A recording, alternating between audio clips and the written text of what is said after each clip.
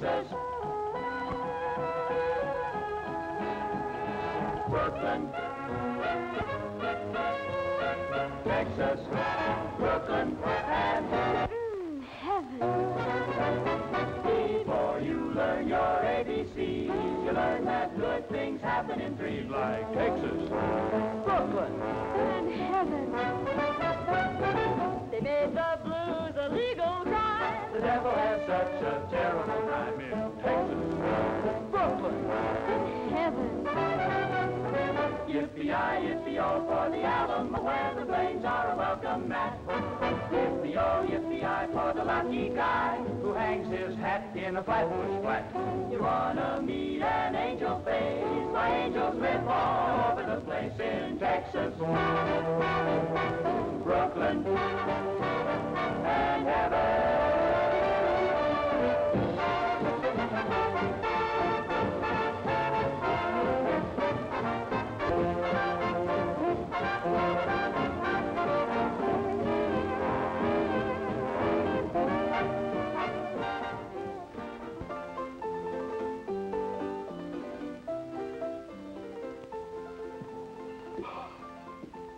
What'll you have?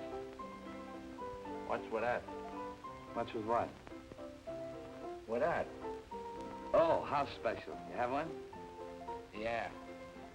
I'll have the fourth one. Funny fellow, huh? With or without? With or without what? The story.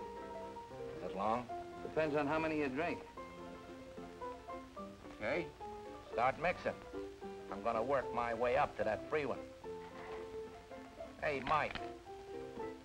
Why Texas Golden Horse? Why not Brooklyn Golden Horse? 'Cause Eddie Taylor came from Texas. Dallas, Texas.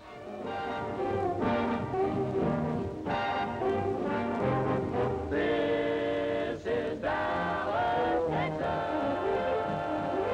Dallas, Dallas, Dallas, Dallas.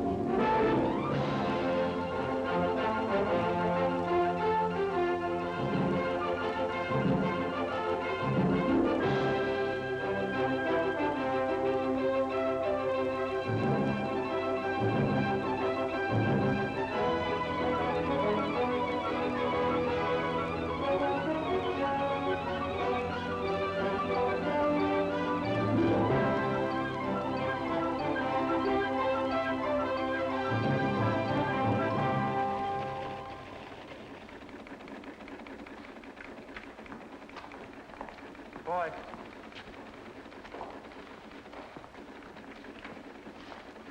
Copy.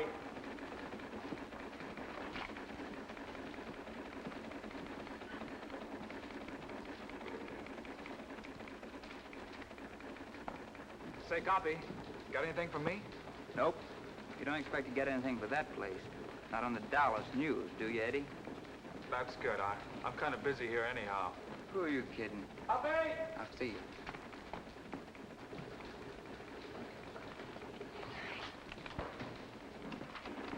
Give this to Taylor. It might interest him. Yes, sir. Copy. Got something for you. Yeah, for me? San Angelo's your hometown, isn't it? Yeah. Got a story here, just came in. About old T.X. Taylor. Any relation of yours? My grandfather. Says here he's dead.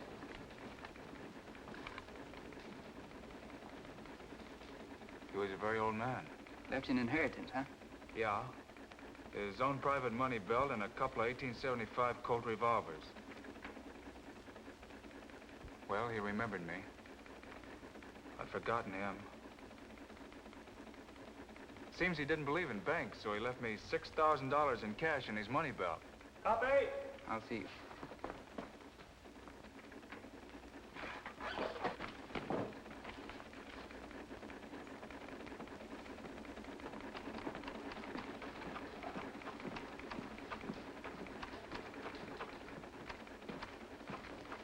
Mr. McGonigal, Yeah?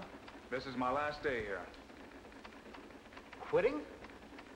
Since the first day I came here 3 years ago, I've been waiting until I had enough money to do what I really want to do. Money? Your grandfather left you $6,000, not 60. That's enough. What are you going to do with this enormous fortune? Buy a ranch half the size of Texas? I'm going to New York to finish my play. Well, when your smash hit pops on Broadway, the Fort Worth section will still be open. On the Dallas News? That's right. No, thanks. So long, McGonigal. So long. Well, good luck.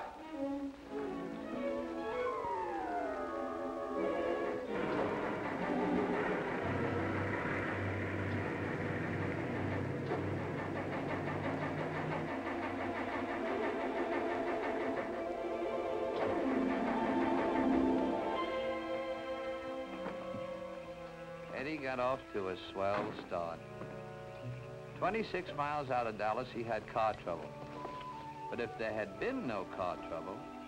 Say, mister, would you give me a lift, please? I'm not very heavy. Where did you come from? I was asleep there beside the road, and then I heard you making all that noise. I guess it woke me. Go away. You're a very rude person. You're not a nice girl. Out on the highway this time of the night. There's nothing nice about you either, not a single iota. It so happens I'm running away from home. Some people do it in style, some have to do it my way. So for your information, I am a nice girl. And now, if you'll excuse me, good night.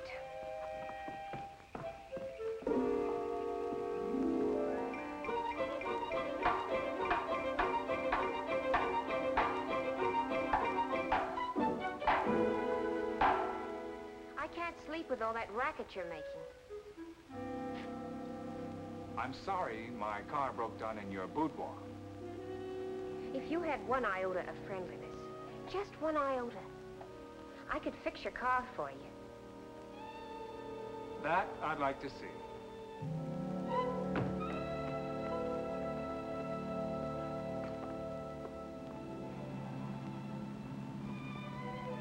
Thanks for fixing my car. You've already said that 4 times. I'm only trying to make conversation. Please don't exert yourself. I'm sure it must be very exhausting for you to try to be nice. I'm a fellow who's always been alone. Even when I work with others, I'm still alone. I'm not used to helping or being helped.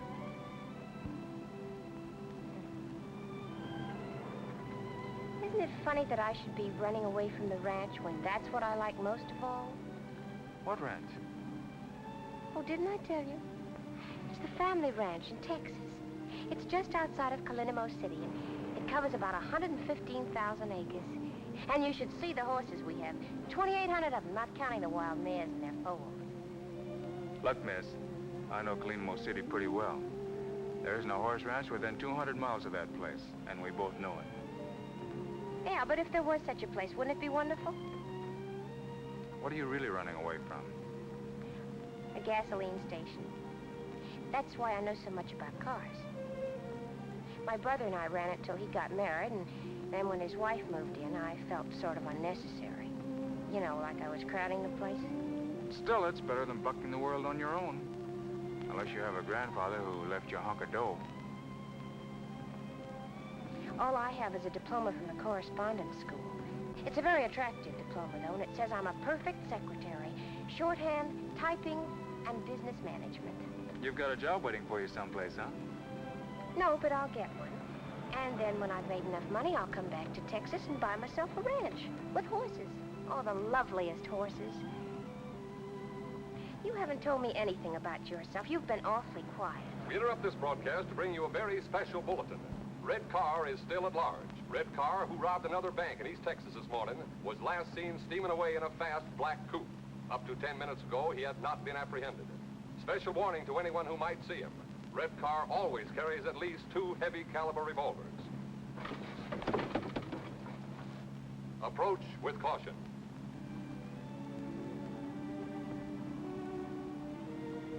What kind of work do you do? Well, I'm going to New York to write a play. You still haven't told me your name, or would you rather not? Taylor. Eddie Taylor. How do you spell the Taylor? T-A-Y-L-O-E. My name is Perry Dunklin. I spell the Dunklin. D-U-N-K. Watch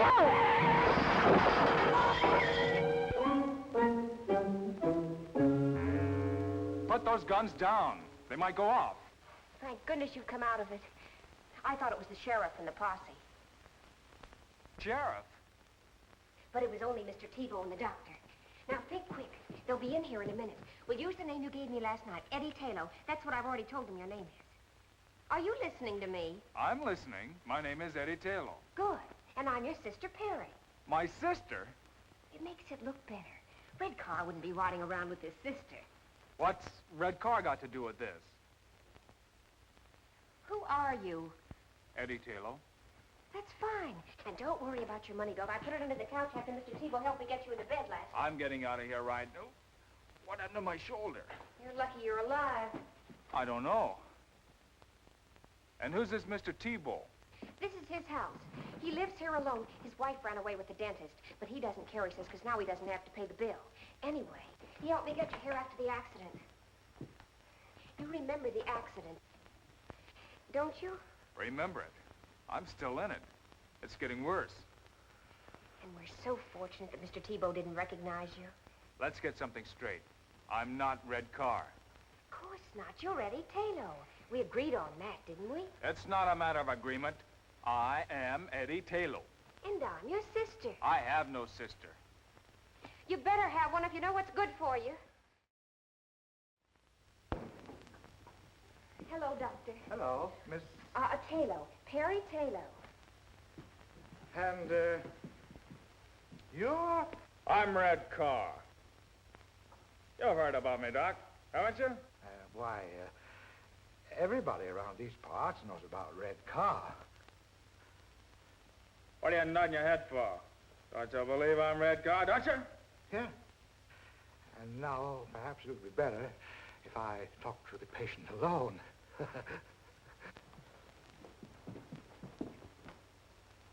It's his left shoulder, Doctor. We'll know soon enough. I'll call you if I need you. Try to behave. Get in touch with the rest of the mob. Tell them to lay low until the heat's off. Oh! You got a good buy in this car, Ed. You did the buying. 400 miles and the motor sounds like a hummingbird. You still getting off at Birmingham? Sure, if your shoulder's okay. Why don't you stay with me until we get to New York? Or is that too big for you? I hadn't figured on New York. Why not make it New York? It's about time somebody like you went there and changed the place. Well, I don't know. Perry, Yes? my shoulder doesn't bother me anymore. It hasn't hurt me for the last 2 days. I didn't say anything because, well, what I mean is, you're a good driver. You mustn't fall in love with me. Who said anything It would about... spoil everything. What makes you think I give up? You must admit there's always the possibility that you might want for us to become sweethearts. You admit that possibility? True? Well, you must fight that possibility. It'll be a struggle. A love affair at this time would interfere with my plans. You see, Eddie, I've always lived in a world of, well, call it make-believe. But one thing is a reality. I have a great capacity for love. For people. For all kinds of people. Oh, I could fall in love, but that would be selfish of me. I feel I sort of owe it to those people to kind of ration out my affections. So that's why you must deny yourself the prospect of loving me. When the time comes that I feel I've done all I can do for others, when that time comes, then perhaps we can sit down and talk things over. Goody. I don't care whether you're laughing at me or not. That's the way I feel about everything, and this is the first time I've had an opportunity to do anything about it.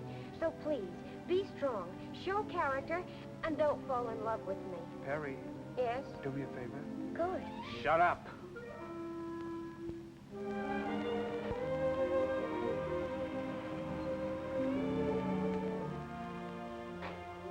What are you gonna do, walk out on me right now? You said your shoulder's okay? Well, I'm a little tired. You drive for a while. After all, it's a long way to New York.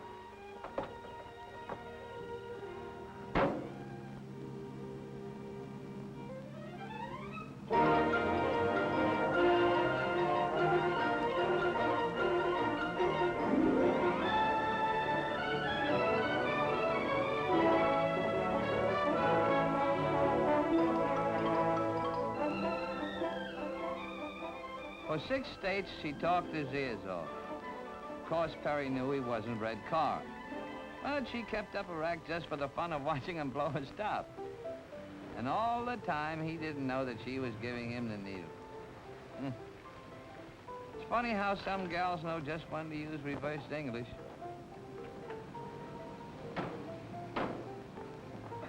Well, anyway, it's not expensive like the others. It'll make a good hideout. For the last time, I don't need a hideout.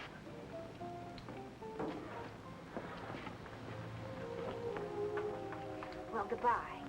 I hope you finish your play pretty soon. Thanks for everything. What's your rush? Let's have breakfast first and talk things over. We've had plenty of time to talk. Now, I'm on my way to Brooklyn. Brooklyn? Did you come all the way to New York to end up in Brooklyn? I've heard so much about it. It sounds like a truly wondrous place. What's so wondrous about it? Brooklyn appeals to me. Is there any reason why I shouldn't make it my destination? Well, that's not a logical question. I can't give you a logical answer. Well, goodbye.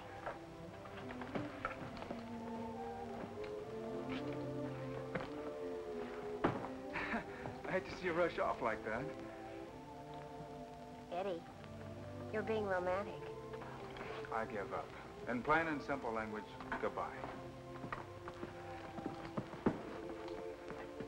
Will you get in touch with me when you get settled? All right, Eddie.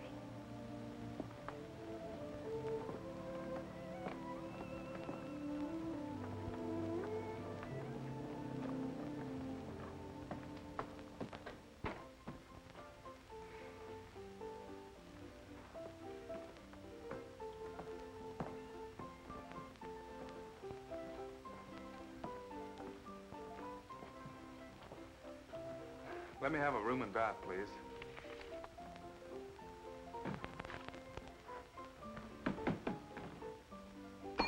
Eight. 105.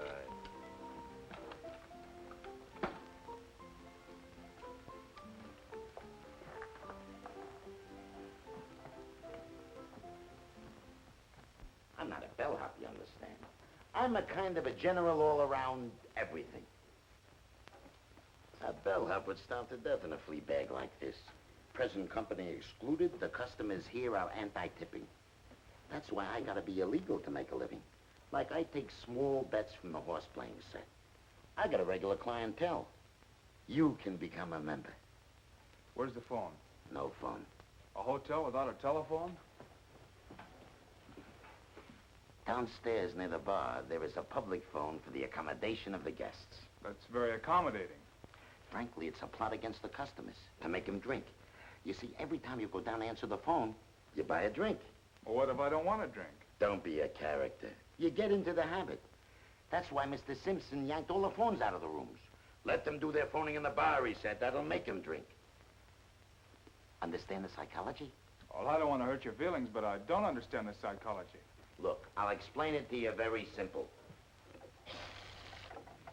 Say you're a guy, and you answer the phone, and it's your girl, and she says, Harry, take it like a man. From now on, Joe has took your place in my heart forevermore. What is Harry gonna do?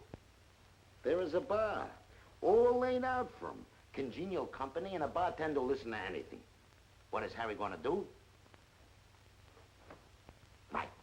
And it doesn't make any difference whether it's his girlfriend, or it's the boss, or even if it's the bookie trying to collect a bet. Good news or bad news, he's bound to take a drink. Sometimes to forget, sometimes to remember. And then there's the nervous type. He's got to have a drink before he answers the phone. This type Maybe you don't have to work, but I do. A writer. Do you mind? A regular character. If anybody calls you... Nobody's going to call me. But if I get a call from Brooklyn, and it's a girl, nobody's going to call me. But if anybody does, I'll come up and get you. You don't have to worry about tipping me. I make my money illegal, but legitimate. Only, I got to figure you out first. Yes? Yes. We'll do everything we possibly can. Goodbye. And now, Miss Taylor, what kind of room would you like and what district? You know the YWCA may not be able to find it for you. I'd like to live in the loft of a stable. A stable? Did you say you wanted to live in a stable? Yes, please. If it isn't too much trouble. You're aware that there might be horses in that stable? Oh, yes, of course. I'd favor a stable with horses in it. But if you can't find one with a horse in it, I'd still favor a stable, even if it was empty. Oh, well, now that makes it much simpler. I hoped that I would be able to find such a place here. After all, this is Brooklyn, so naturally... Oh, yes, naturally. Naturally.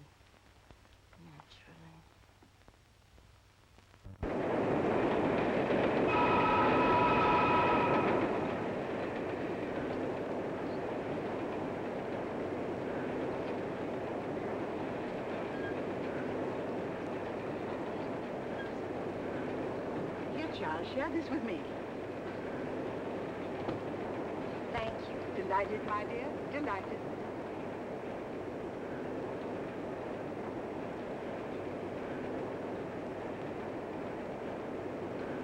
Is anything wrong? There's nothing, my dear. See, nothing of it. It's an allergy that I've developed ever since coming up north. I don't know what it is, and I've been to dozens and dozens of doctors.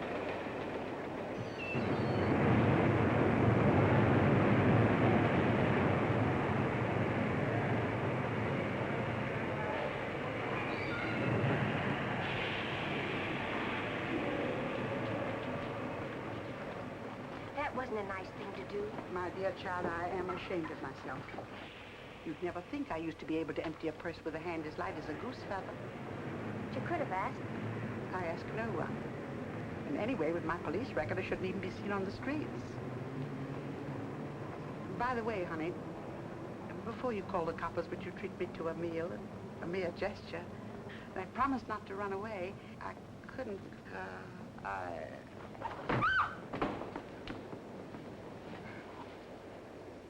But you gotta answer some questions. Why? Because you have a pencil and a notebook? Because it's the law. I've told you she doesn't feel well. Now, isn't that enough? Okay, we'll let it go at that. Now, how about a nice, clean ambulance?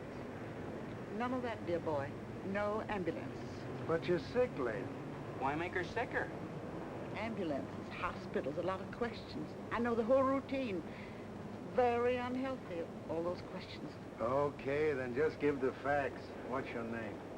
Perry Taylor. You know, I think that the thing we... Mind if I get the facts? Taylo. Add an E. And the lady, ever seen her before? Enough of this. Child, I don't want to burden you with... Oh, dear. Send for the wagon. You know, they should send you home. Two will get you 5. She hasn't even got a home. She asked you got a home. And how would you know? Because she's my mother. Your mother, huh? What kind of a daughter are you not to feed your own flesh and blood? Because she was too proud and independent to accept help. And then one day she ran away from home to see what she could pick up on her own. I didn't catch up with her until today. She didn't want to be a burden on me. Or on my brother. You see, I have a brother, too. His name is Edward Taylor, and he lives at the Grand National Hotel. She's his mother, too. Now, that makes everything fine, doesn't it? Okay, you're going to take her home with you and take care of her? Of course. And your address, Grand National? No, it's 9006 Flatbush Place. Not the house itself, the stable. 9006 Flatbush Place. Now you're doing the right thing. And where do you live? Oh, I don't want to get mixed up in this. I was just waiting for a downtown express, but I'll take a local.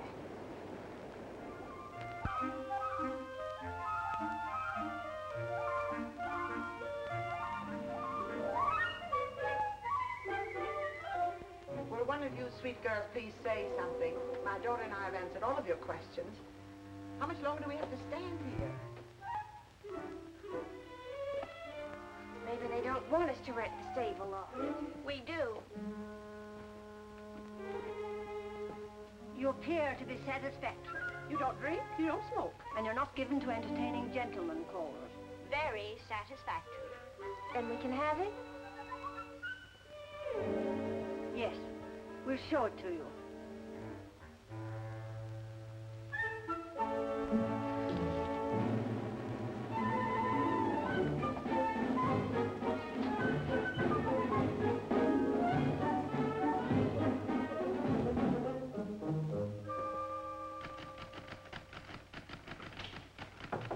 Come in.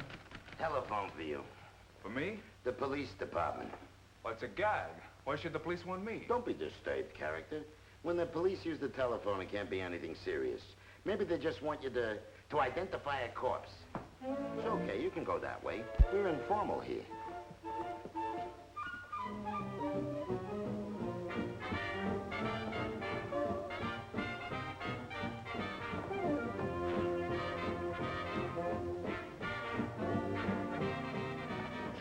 Hello? Yes? Well, this is Eddie Taylor speaking. My mother? Well, if my sister Perry told you that, you can take her word for it. Yes, sir.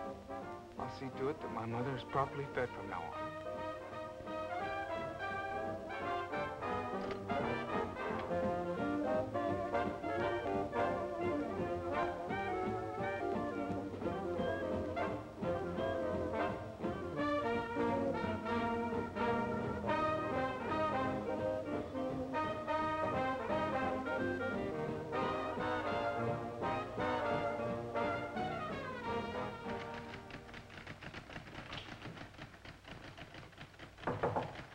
Another telephone call. Your sister.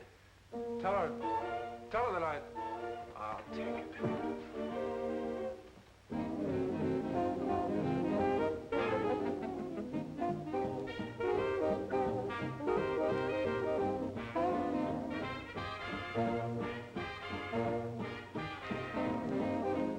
Hello.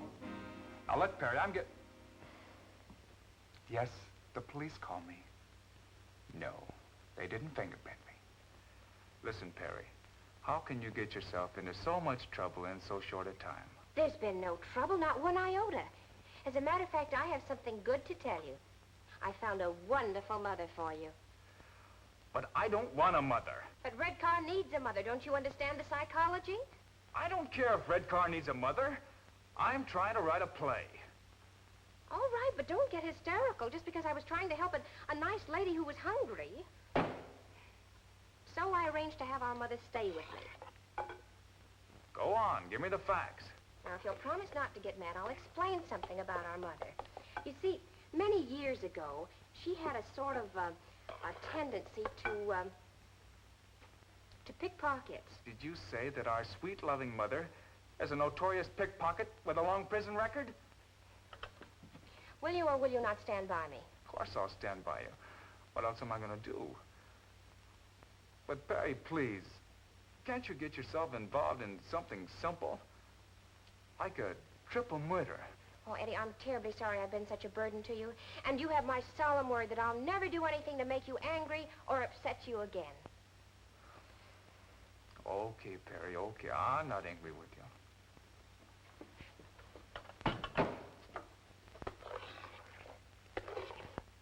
Hello?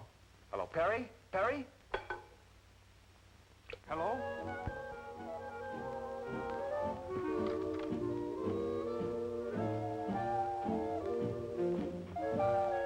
Let me have a double. Never mind.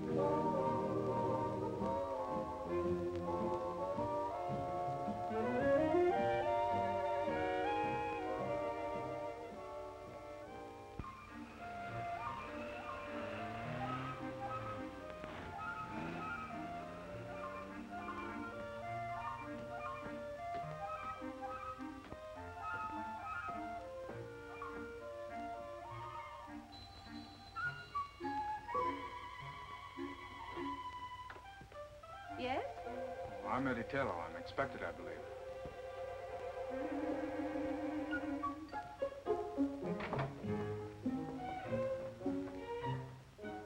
my sisters, Miss Pearl Cheever and Miss Opal Cheever.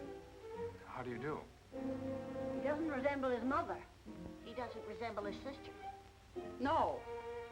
Oh, I take after my father. Oh. We do not permit smoking here. I'm sorry. We're very disagreeable. Everyone in the neighborhood says we're mean and spiteful. And utterly selfish. And we are. Yes. I'm sure you're not. We do not deny the truth. We're most unpleasant indeed. And we'd rather you didn't go around Brooklyn saying nice things about us. No. My son. My dear, dear son.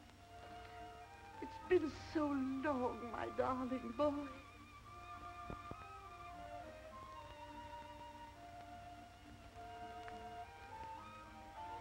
You may use the sitting room. Thank you, dear girls. Come along, my sweet.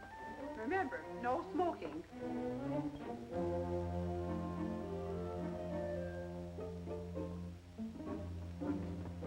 Excuse us, please, dear girl. You could have called me Mother. But I wanted to call you a lot of things. But that triple threat out there stopped me cold. I called you about Perry. Well, it's about time. If I'd known this address, I would have been here 3 weeks ago. Well, Perry didn't want to get in touch with you until she had a job. Now she's got a job. Why didn't you call me? Well, it's a strange kind of a job she's got, my boy. If this job is something you got her, if you're getting her mixed up in something crooked, Just look who's talking. I may have lifted a lever now and then, but I never pulled a bank job. But for Perry's sweet sake, your secret shall remain locked deep within my heart. What about Perry's job? What's wrong? That's why I thought we'd drop down and watch her while she's at work. Then you can decide what course of action to take. Oh, can't you tell me about it? Where's she working? Coney Island. And imagine we can get some hot dogs while we're there. Come along, my sweet.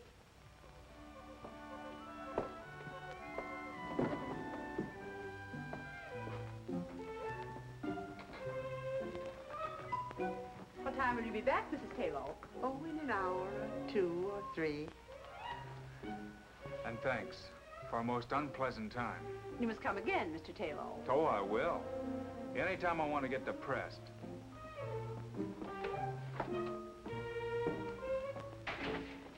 We should have listened in on their conversation. We should have. Next time we will.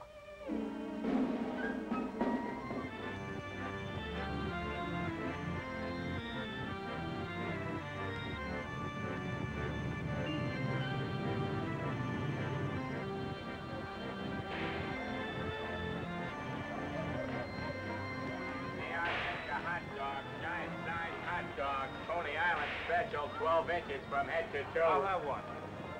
You'll have one what? Well, I was under the impression you sold hot dogs here.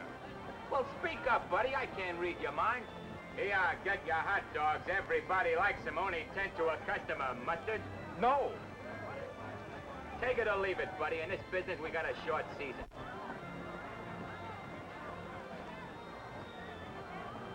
Excuse me, sir. I didn't mean to offend you. Oh, the Park Avenue type. Here, get your Coney Island hot dogs. Sweetheart, everybody eats them. Everybody likes them. Sweetheart. But I told you I didn't want another hot dog. Well, don't eat it. I'm just trying to keep both your hands occupied. Now, here, hold these for me a minute. Excuse me. Excuse me. Excuse me. I know that little guy. He didn't recognize me, but I spotted him right away. He's called Doc because he looks like a nerve specialist. One of the smoothest operators in the profession. Your profession? Uh-huh. By the way, you better look and see if you still got your wallet.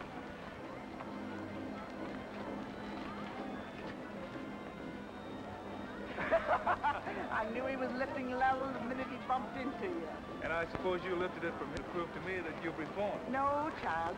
I just want to see if my technique is better than the doc's. Maybe I didn't prepare it.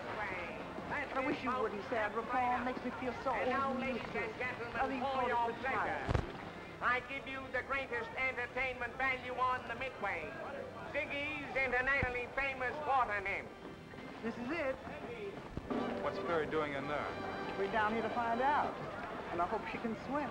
Presenting the water nymph.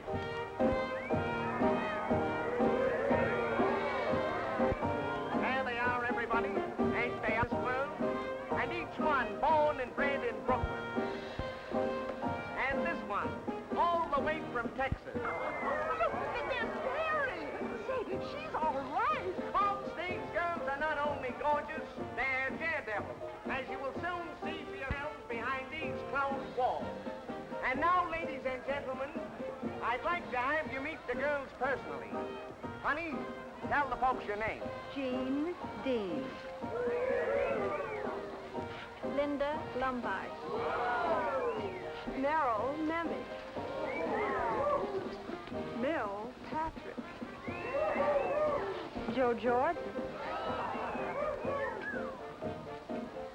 Jean Stratton. And you, honey. Hey, you. Hey, you. My name is Perry...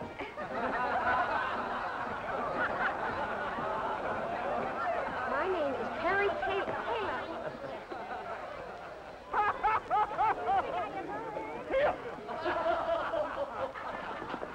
Keep your hands off of her. Go away, Sonny. You bother me.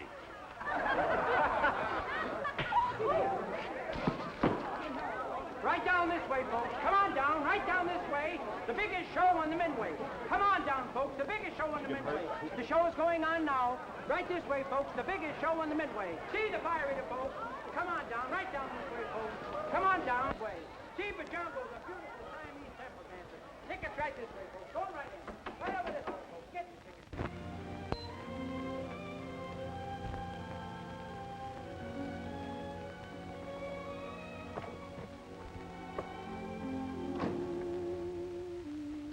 I'm obliged to you, Eddie, even though you made me lose my job.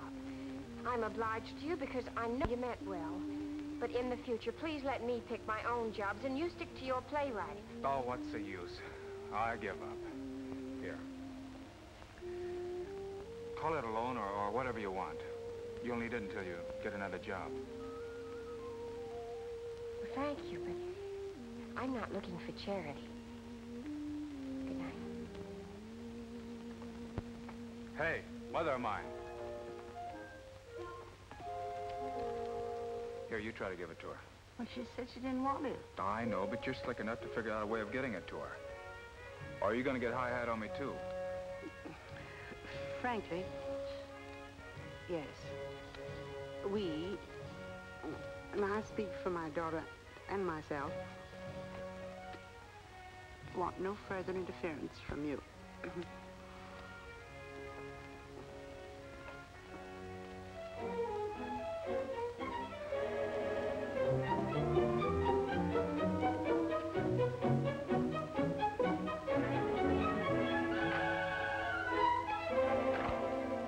I told you, Mr. Arco never does musicals.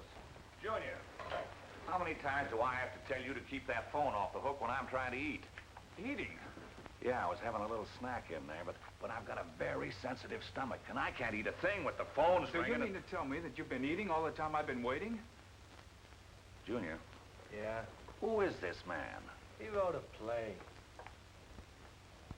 I returned it to him, but he insisted on a personal interview with you. I told him you'd be tied up for at least an hour. And all that time you were only eating? Well, why not? I didn't bother you when you were working on your play, did I? Why do you feel that you should bother me when I'm trying to eat? Oh, stop that. This is no beauty parlor.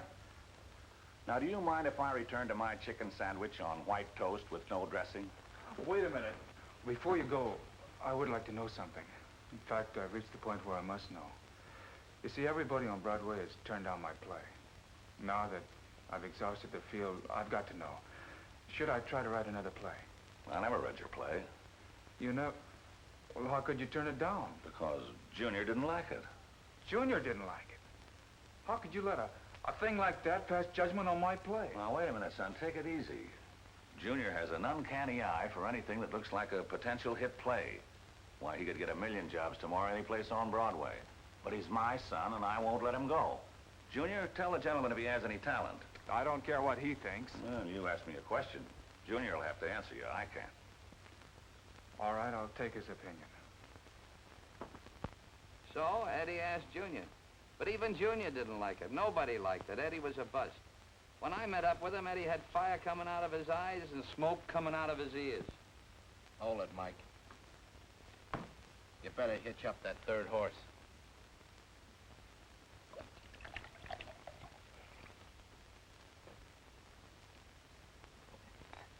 What's more? What's more with what? What's more with the story? How many times does that horse have to kick me before I get the end? So far, pal, you've only been riding side saddle. Now we really go places, because here's where I met up with Eddie. You remember the bellhop? Well, Eddie tried to pass that bar once too often. It was the night that Joe was sick and had asked me to stand in for him. Bartender. Bart. Good evening. Sorry to keep you waiting. Was just getting ready to close up. Okay, what do you have? Poison. What kind of a chaser? Don't be a comedian. Give me a bourbon and water. Bourbon and water.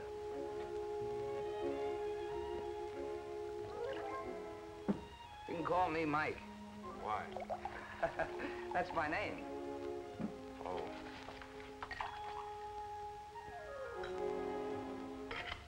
I want a bourbon. Yeah, I know.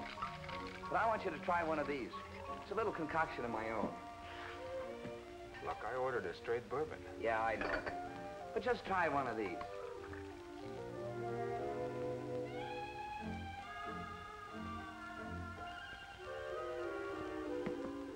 Now, can I have a straight bourbon?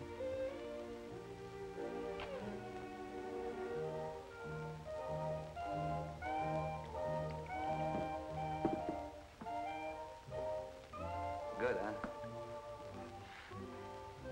What do they call this drink? Golden Horse. Okay, Mike. Let me have another golden horse.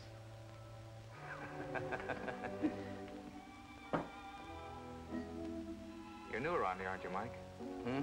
You're new around here. Oh, yeah, I'm only here for the evening. Joe has a cold. Oh. Say, Mike, how do you make this, golden horse? Well, first a little dab of Texas sunshine. Then some rain. A little hail. Gotta have some hail. Some snow. A couple of earthquakes.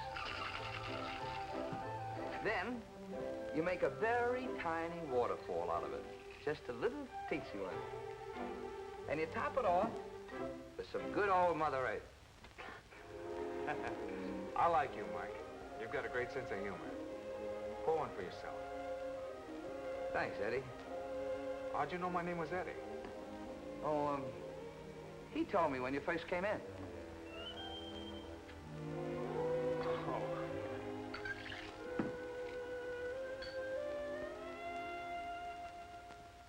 Eddie really tied one on that night. 6 hours and 12 bars later, I got the whole story. How he cost Perry a job and how he was the world's worst playwright. Along with it, I got the idea that there might be something I could do for these kids. Hot thing first. Got Eddie sobered up the easy way. Flat on his back in Prospect Park.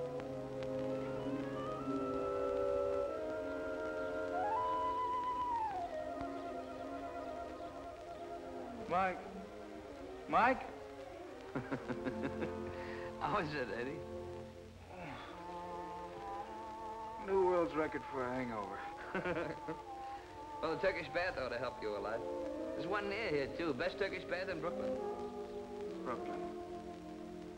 A truly wondrous place. I thought you'd like it. At Prospect Park.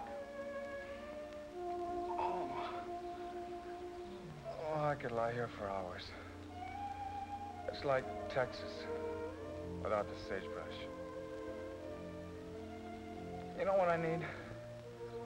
A long ride on a horse. That'd fix me up.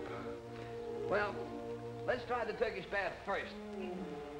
And while we're there, you can get your clothes cleaned. Then, if you want, you can rent a horse. I'll go along with you on that Turkish bath deal. The horse is out. It's going to be pouring here in a few minutes. I wouldn't take a mule out in such weather. Say, I know where we can rent a horse and the rain won't even touch us. And you can have any kind of a gait you want, fast or slow, or one that'll rock you like a baby in a cradle. And you can have your Texas sagebrush, too. Where is this heavenly spot? Right here in Brooklyn. This Brooklyn is truly a wondrous place.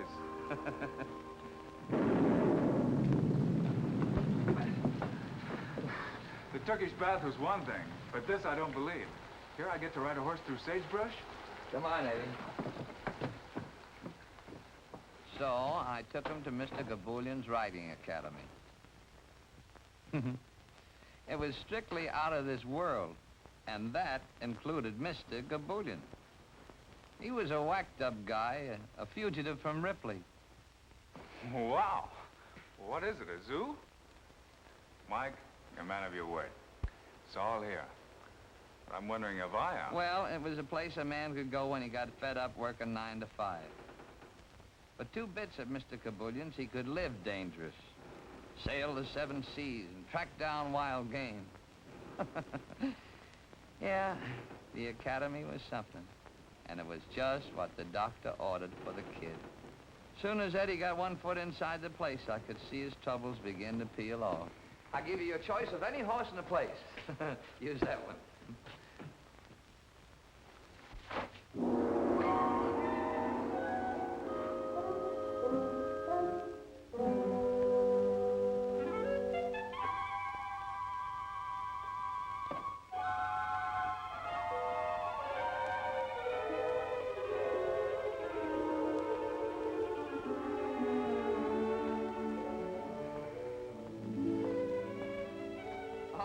Mr. Gaboulian. Sorry to disturb you. Meet my friend Eddie. Eddie and I want to ride your horses. Excuse, please, gentlemen. The rain was so heavy, so I think nobody comes. So I have me sleep in the house on the elephant. Excuse, gentlemen, please. Please. What's he doing up there? Huh?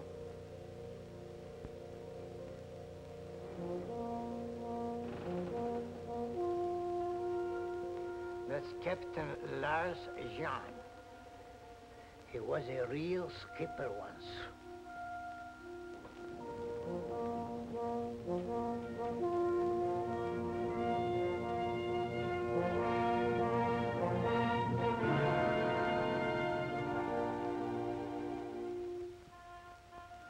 That boat teaches you not to become seasick, huh? I guess so.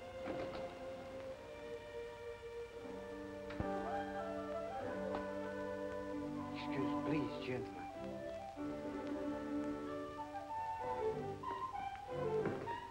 Boy, I've seen some gems in my life. This is really a beaut. Good afternoon, Mr. McWhirter. Good day to you.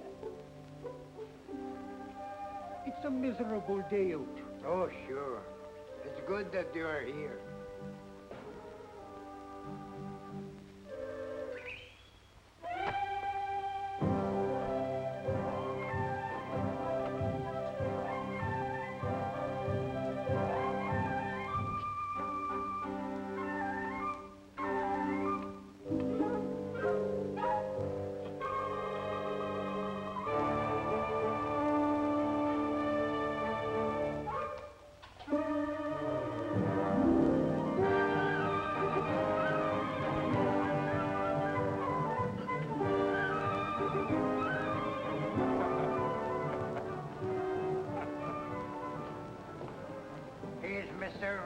Bruce McWhirter. He owns a nice bird store on Fulton Street. So every day he rides the camel.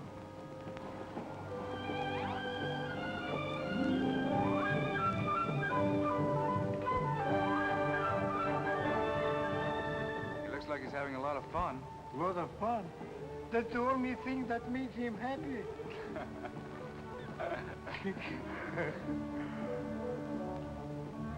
Now, this is to start. When you like it fast, move forward. Boy, Perry would really love this. She'd go crazy for this machinery. Hey, Mike, look at me. I'm right across West Texas. Come on. Oh, go ahead. Oh, you're good.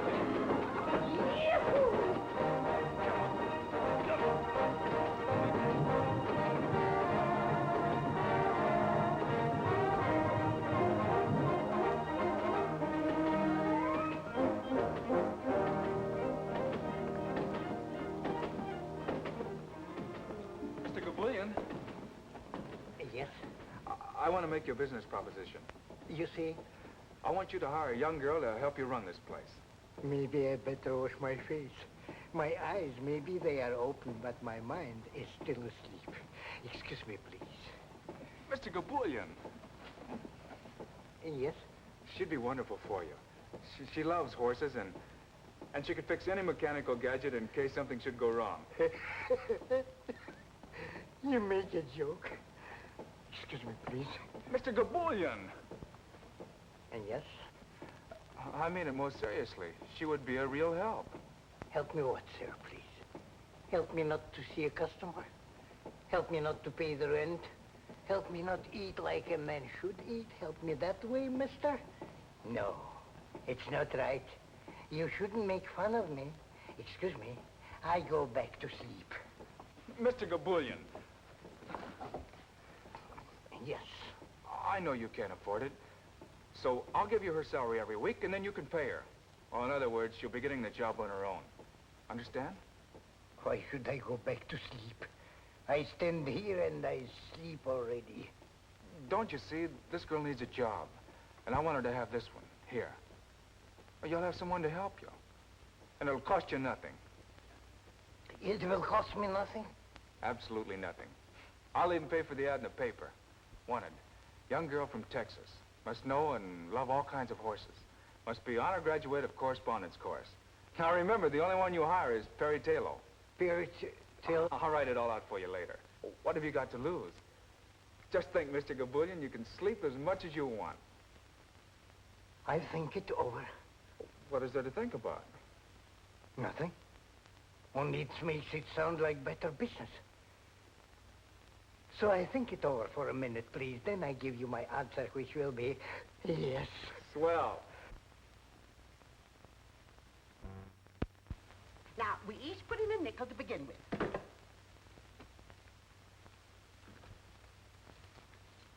That's my girls. Now, let me see your hands. Now, you remember you all promised Perry you'd learn to play games. You know how anxious she is to liven up the place. And how are you going to play poker if you don't let me teach you? That's my girl.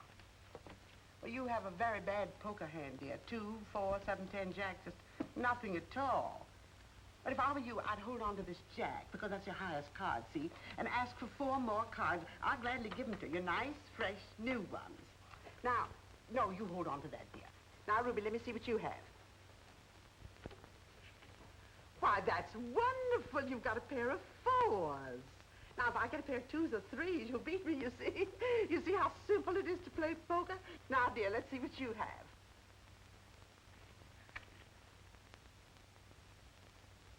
Oh. Well, you have a very good hand, dear. 3 queens and a pair of aces. Very good hand indeed. But in poker, one must always try to improve one's hand. So I draw away these 2 aces and try to buy another queen, because 4 queens, you see, would give you a perfectly lovely hand. Now, we'll each put in another nickel in order to buy fresh cards. Come along. Oh, how I wish Perry were here to see you at play. Now, 3 for you. 1, 2, 3. And 2 for you. 1, 2. And 4 for you. 1, 2, 3, 4. Now, I'm not taking anything. That's what's called standing pat. Now, we'll all show our hands in order to see who's won. Well, now, come, girls. If we don't show our hands, how are we going to know who's the lucky girl? And the lucky one wins all the money in the center of the table. Now, I have a straight. 5, 6, 7, 8, 9. Now, you remember what I told you about a straight? I'm going to be awfully hard to beat. Awfully hard. But that's the game of poker for you. That's what makes it so terribly exciting. Now, let's see, dearest, what you have. Come along. Oh, you're poor, unlucky thing. I haven't got anything. Not even a pair. Now, let's see what you have, dear. Well, you still have only a pair of 4s. That doesn't beat a straight. Now, dearest, let's see what you have.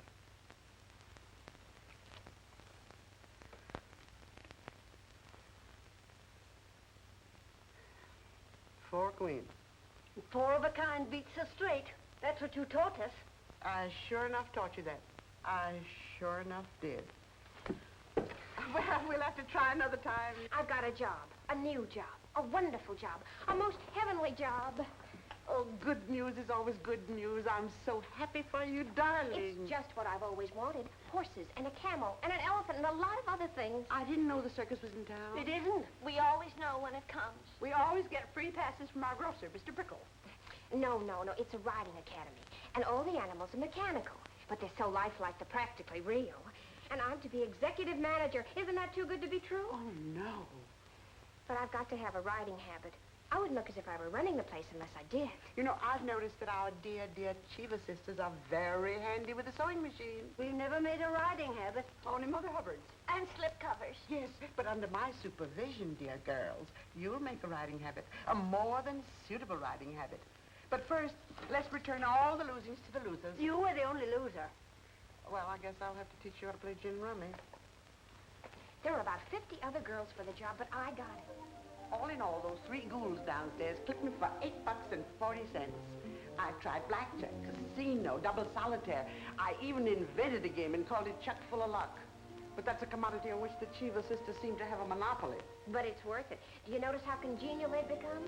I knew it would work, and I'm so grateful to you. After all, it's your money, child, if you don't mind spending it, trying to warm up those 3 ice cubes in petticoats. Turn around.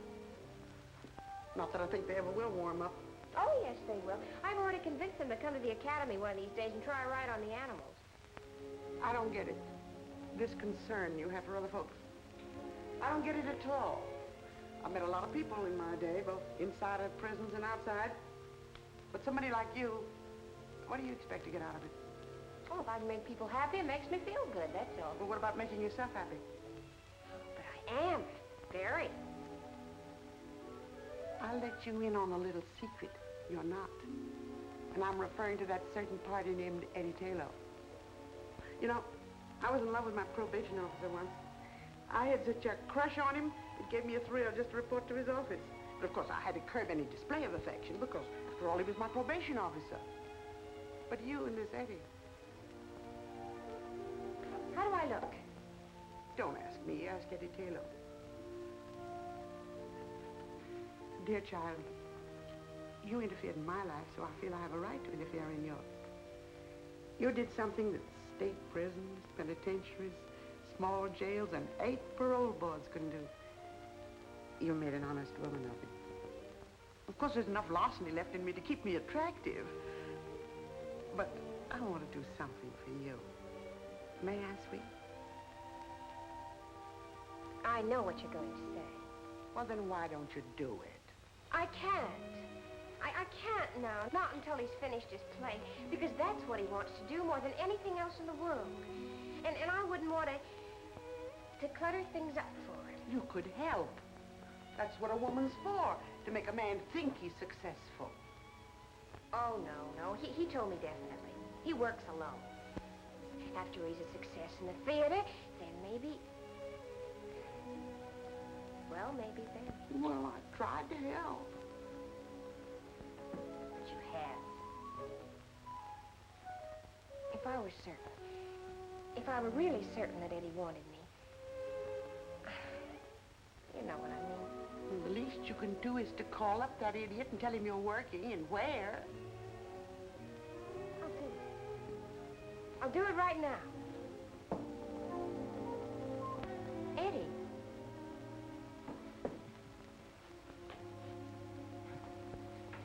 I took the liberty of coming here. You don't have to apologize for visiting me. I'm not apologizing. I came to say goodbye. Goodbye? You mean like farewell? I've been wanting to say farewell to everyone. To you, to Mike, except Mike isn't around. So, farewell, Perry. Farewell, Eddie. And goodbye. They turned down your play. And you're giving up. That's not right. You've got to have faith. Particularly in yourself. Faith? Yes, faith. And don't make it sound like some cheap commodity flooding the market. I didn't come here to argue, Perry. Let's part as friends. Now we're parting? After I say goodbye, I guess the next step is for us to part. How do you go about it? Well, I wasn't planning on shaking your hand, if that's what you mean. Of course not. Or waving so long or slapping you on the back. No. That would be in bad taste.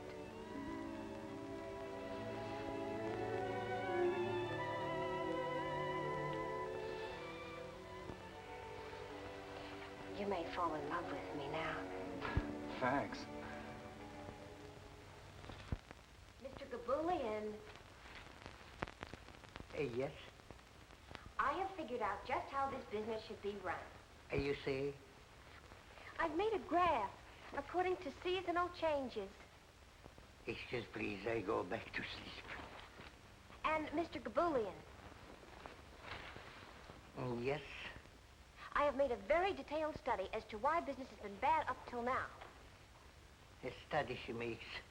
It's easy like pie. When nobody comes in and uses the machine, then business is bad. So far, 6 months, 3 people come in, so I know business is bad. I know it, Mrs. Gabulin knows it, and all my relations know it. Now she comes and makes it with pen and paper and tells me that business is bad. Big surprise. Excuse, please, I go back to sleep. He's upset because I had him print up 1,000 handbills to advertise the place. Mandy's going to give them out in various sections of Brooklyn. You think that'll help, huh? Oh, yes. The point is so few people really know about the Academy. Oh, we have 2 regulars, like Captain Jean over there and Robert Bruce McWhirter, who comes in every day to ride across the track. Is he still at it? Huh? How did you know about him? I think I'll take a pony ride. Why, Mr. McWhirter, are you going to take another ride today? Indeed I am. I've been feeling restless all day, and I thought, if no one else is going to use it... Oh, no, Mr. McWhirter. That camel is yours. Thank you.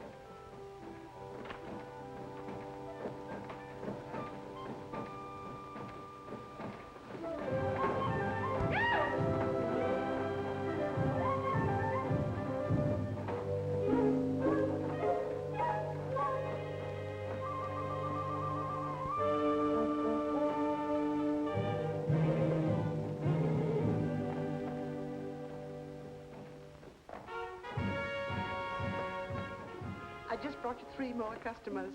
All right, girls, come in. They were a little unwilling at first, but here they are. Well, I'm sure you'll all have a perfectly wonderful time. Why shouldn't they have? I just taught them how to shoot craps. They won close to $6 from me, and the dice were loaded.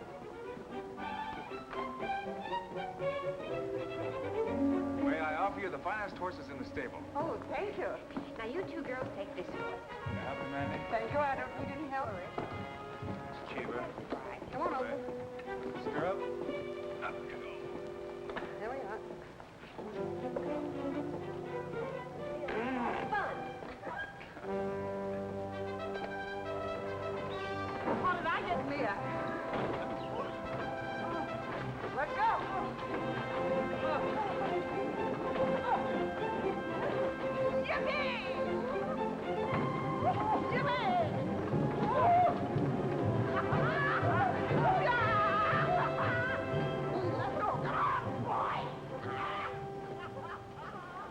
Wouldn't it be wonderful if we could have business like this every day, all day long? Then you'd be completely happy, huh? Almost, Eddie. If only Gabulian would change the name of the place. Yeah, that's a good idea. I've got a name for you. The Golden Horse Academy. The Golden Horse Academy. It's perfect. It'd be a good name for a ranch, too. Let's figure it out.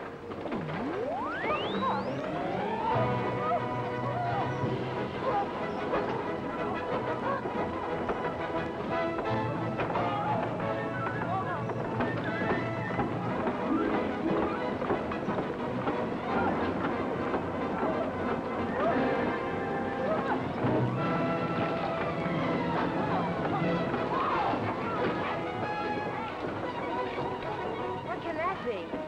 Maybe they're using too much juice. It could be an overload.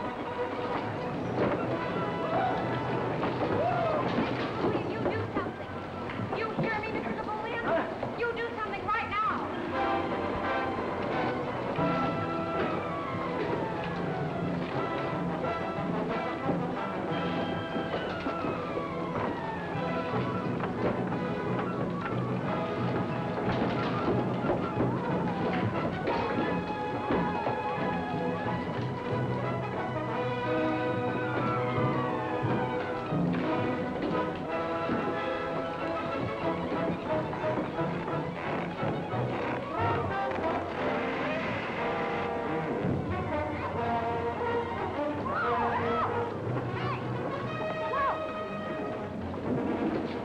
Where's the main switch?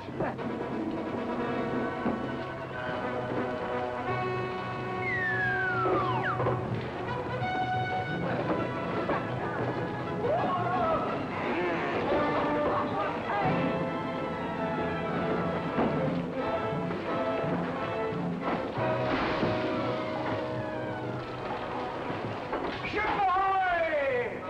The main switch. Tell me where it is. The switch. The master! Hey! Hey! Hey! Man the lifeboats! You landlubber scum of the wharfings! We're heading for Davy Jones' locker!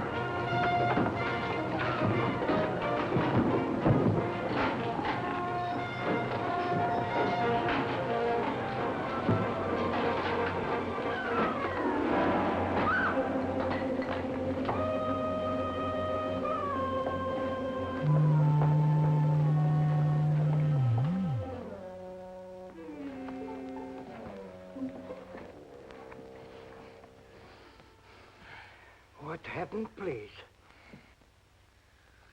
What a ride! Too much business. Just too much business.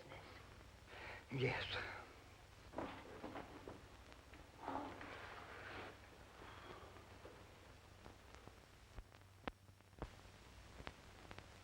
still riding with me? Leave us have no small talk, pal. You better get that horse going again. Mm-hmm. This one you get for free. That's the one I've been waiting for. Well, by this time, Gabulian had enough and decided to sell the joint. And who do you think bought it? Eddie. And you know why?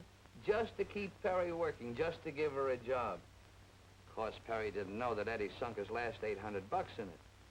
Eddie and I figured that this academy deal would clear up everything. But the place just didn't seem to catch on.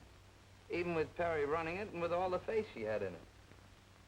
Christmas Eve came along, and Eddie and Perry were only 2 jumps ahead of the sheriff. Say, what do you think could be happening up there at 11 p.m.? That's Gabulian's place, isn't it? Used to be. It's been called the Golden Horse Academy the past couple of weeks. Think maybe they're having a Christmas party up there?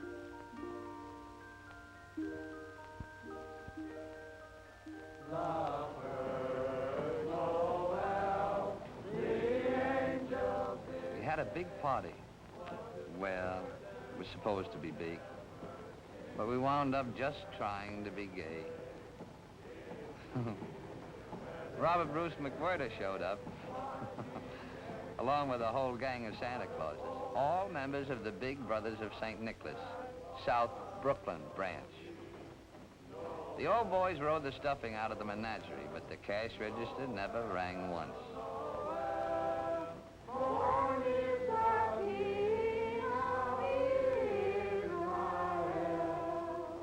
Then Officer Comedy came in. Well, Merry Christmas, Marcus. I'd like to have you meet my friends Perry and Eddie. How do you do? How do you do, Marcus? I said I'd like to have you meet my friends Perry and Eddie. Oh, how do you do, and a very Merry Christmas to you. I've noticed the lights up here ever since I've been on duty, but I did nothing about it. That's right. Tonight's the night for leaving people alone. Yet. Then I see what looks to me like a crowd of Santa Clauses come into this building.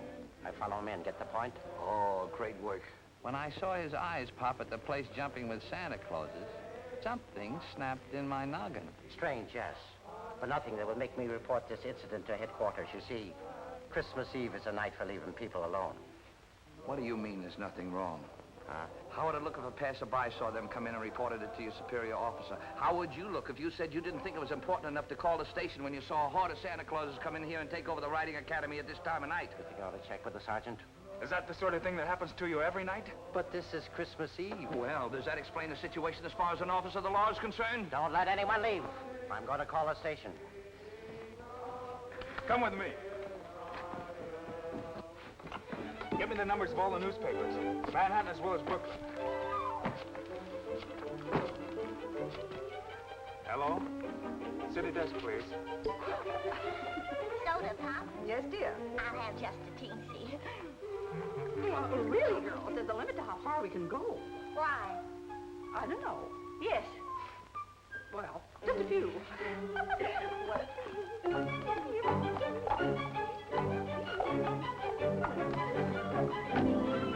Sure you're not drunk, Comedy? All right, I'll check on it. I'll check on you at the same time. Sure there's a story in it. Sounds like a lot of human interest. I'll send a man over. Right. Well, if you won't help me, I'll call the police commissioner.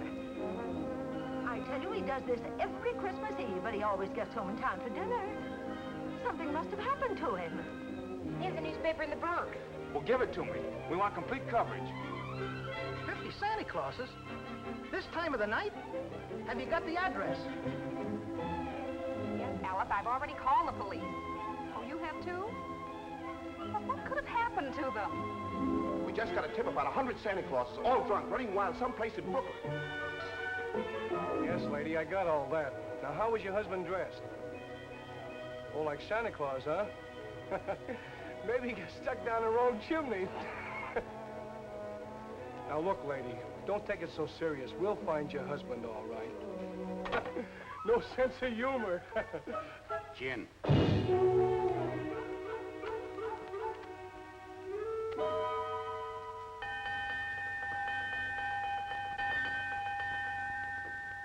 Now, listen to me. Listen to me, all of you. Your wives and your children, your friends and your neighbors are burning up the telephone wires asking if any of you is behind bars at the police station, or lying all torn to pieces on a hospital bed, or stretched stone dead on a cold slab in the morgue. Well, are you? No, I got a list of names to check on. You lads are going home right away. Big smile now. Oh, come on, bigger than that. Smile. There we are. You know, with this publicity and everything, you have here a pretty valuable piece of property. Well, the Cheever sisters want to buy it. What do you think, Perry? We could always use the money to buy a ranch. In Texas, perhaps. I merely offer it as a suggestion.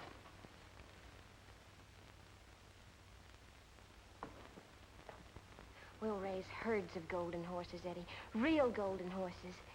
Maybe 50 of them to begin with. And a lot of little golden coats.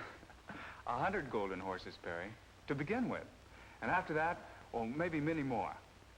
You know, my grandfather used to have several thousand on his ranch. Eddie Taylor, now don't you start pretending.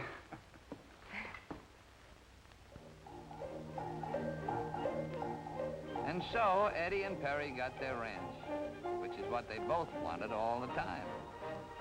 Now, in Texas, babies come on golden horses. None of that stalk business in Texas, no, sir. And that whole ranch was loaded with golden horses. You expect me to believe all that? How'd you like the drink? Fine. Didn't even feel him. So long, Mike. So long.